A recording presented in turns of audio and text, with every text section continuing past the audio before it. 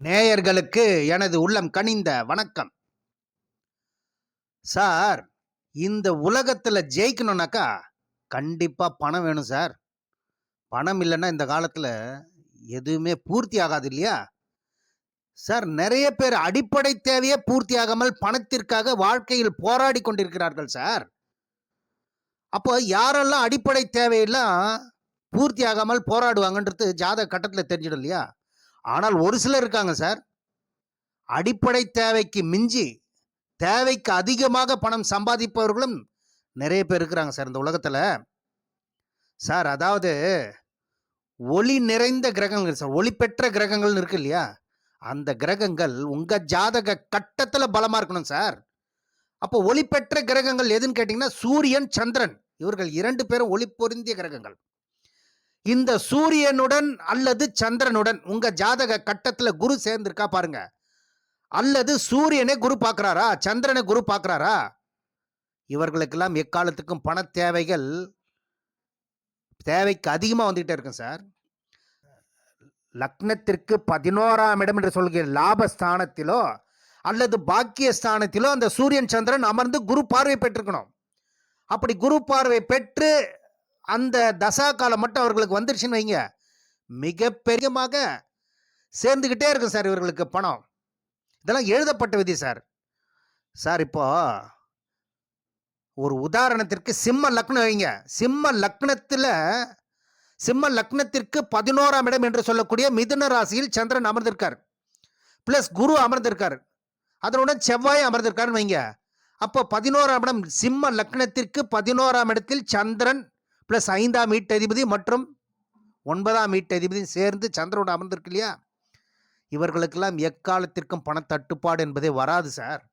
அது மட்டுமல்ல, இந்த சிம்ம லக்னத்திற்கு 9ஆம் இடத்தில் சூரியன், சுக்கிரன், புதன் அமர்ந்து இருக்கிறது என்றாலும் இவர்களுக்கெல்லாம் மிகப்பெரிய அளவில் பணத்தட்டுப்பாடு வராது சார். அது மட்டும் இல்லை சார், இந்த 11ஆம் இடம் மிதுன ராசியாக வருது இல்லையா? அந்த 11ஆம் இடத்திலிருந்து 9ஆம் இடத்துல சூரியன் அமர்ந்து சந்திரனும் சூரியனும் பாருங்க ஒன்றுக்கொன்று திரிகோண ஸ்தானத்தில் அமர்ந்திருப்பாங்க. 11ஆம் இடத்தில் சந்திரன் அமர்ந்து 9ஆம் இடத்தில் 11ஆம் இடத்துக்கு 9ஆம் இடத்தில் சூரியன் அமர்ந்து அதனுடன் சுக்கிரன், புதன் அமர்ந்து குரு பார்வை 9ஆம் பார்வையாக 11ஆம் இடத்திலிருந்து பார்க்குறாருன்னு வைங்க. இவர்களுக்கெல்லாம் பணத்தட்டுப்பாடு என்பது இவர்களுக்கு வாழ்க்கையில் வரவே வராது சார். சந்திரனுடன் குரு சேர்க்கை பெற்று அமர்ந்து இருக்கிறது இல்லையா 11ஆம் இடத்துல? அப்போ அந்த 11ஆம் இடத்தில் அமர்ந்துள்ள குரு 9ஆம் பார்வையாக லக்னத்திற்கு 7ஆம் இடம் அமர்ந்துள்ள சூரியனை 9ஆம் பார்வையாக பார்ப்பார் சார். சிம்ம லக்னத்திற்கு 7ஆம் இடத்தில் சூரியன் அமர்வு பெற்றிருக்கும் இல்லையா? அப்போ 11ஆம் இடத்தில் இருந்து குரு நேரடி பார்வை 9ஆம் பார்வையாக அந்த சூரியனை பார்ப்பார்.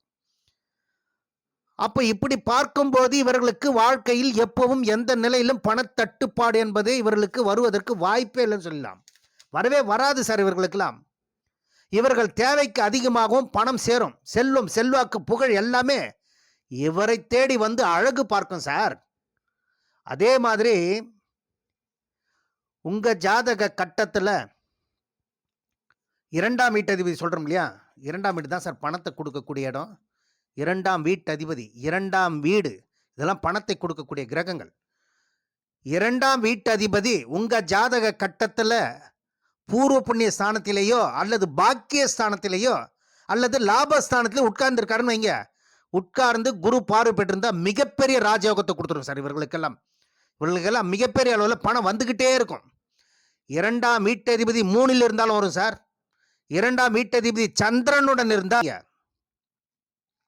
2ஆம் வீட்டதிபதி சந்திரனுடன் அமர்ந்தால் 15 நாள் நல்ல வருமானம் வரும், 15 நாள் பாதிப்பை கொடுக்கும் சார். அதே இந்த 2ஆம் வீட்டதிபதி சூரியனுடன் சேர்ந்து அமர்ந்திருக்குன்னு வைங்க, குரு பார்வையில் இருந்துச்சுன்னு வைங்க, இவர்களுக்கெல்லாம் மாதம் மாதம் வருமானம் வந்துக்கிட்டே இருக்கும் சார் இவர்களுக்கு. அது மட்டுமல்ல, 2ஆம் வீட்டதிபதி சூரியனுடன் இணைந்து குரு இணைவு பெற்றாலும் அல்லது பார்வை பெற்றிருந்தாலும் இவர்களுக்கு எக்காலத்திற்கு மாத வருமானத்தில் தடை இல்லாமல் இவரை தேடி வந்துக்கிட்டே இருக்கும் சார். 2ஆம் இடத்துடன் சூரியனுடன் சேர்ந்து குரு அமர்ந்திருக்குன்னு வைங்க, கௌரவமான வருமானம் இவர்கள்லாம் வந்துக்கிட்டே இருக்கும் சார்.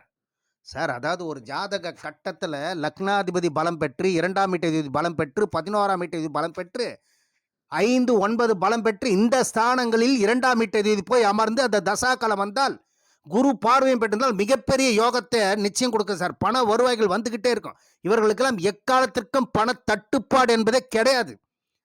இப்படி இருக்கணும் சார் ஜாதக கட்டத்துல.